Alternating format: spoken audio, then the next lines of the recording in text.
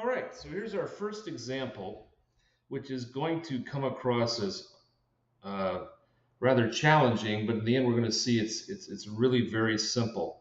Uh, we have to go through the process of understanding how linearization works, and once you understand that, we can take a lot of shortcuts. That's what I'm going to be showing you. So I have a tank. We have a source of flow into the tank. It's an open top, so we have atmospheric pressure. So here we have a tank with capacitance and then the pressure at the bottom of the tank. And that pressure at the bottom of the tank, so it's going to go out through a line. Here's a valve with valve constant K, and it's just going out at atmosphere. So it's pouring out into a pond. Okay? And so we have the flow at output. So this is a tank. So the differential equation we know from the start. C, derivative of the pressure here at the bottom equals omega I coming in minus omega O coming out.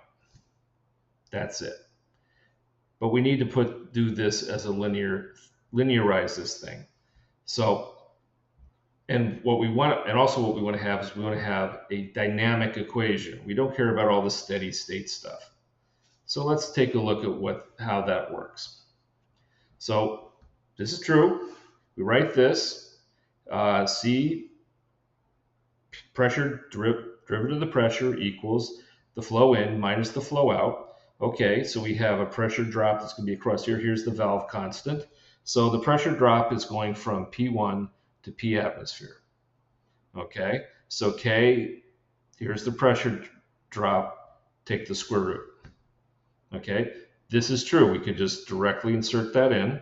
Now we want to linearize this at the nominal flow, and it's steady state nominal flow, which would be flow in equal flow out.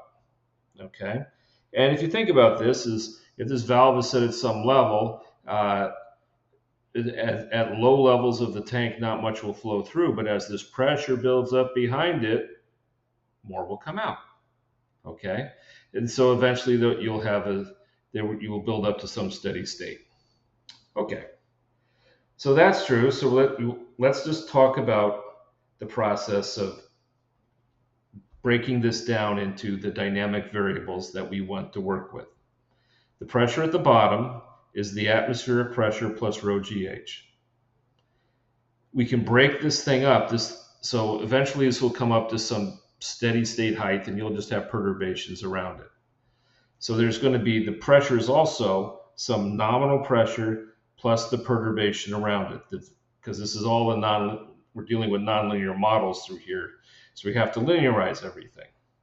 All right, so there's the point that you're linearizing around, and then you just have variations around it where this linear model fits. So there we have that. Now, since this is constant, we can also look at this. If we take the derivative of this, we'll realize the derivative of the nominal value is 0.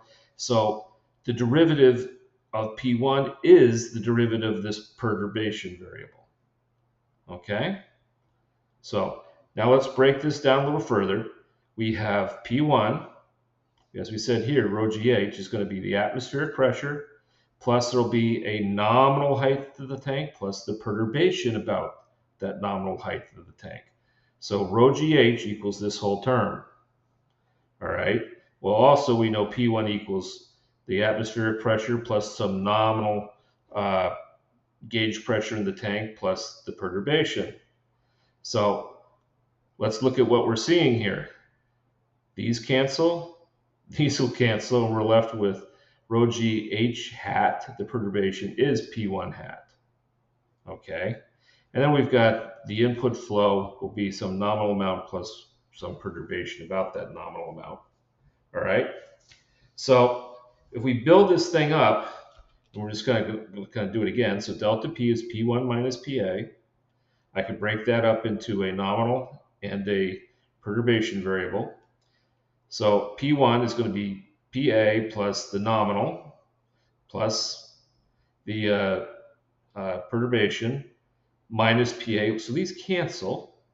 And so when I look across here, we see the delta P bar is nothing but the P1 bar. So the nominal gauge pressure in the tank, and delta P is nothing but P1 hat. They're all the same. And here we have P1 dot is P1 hat dot. So what does that mean? It means that we could have ignored all of this stuff and just said, I'm going to write the equation based on the linearization.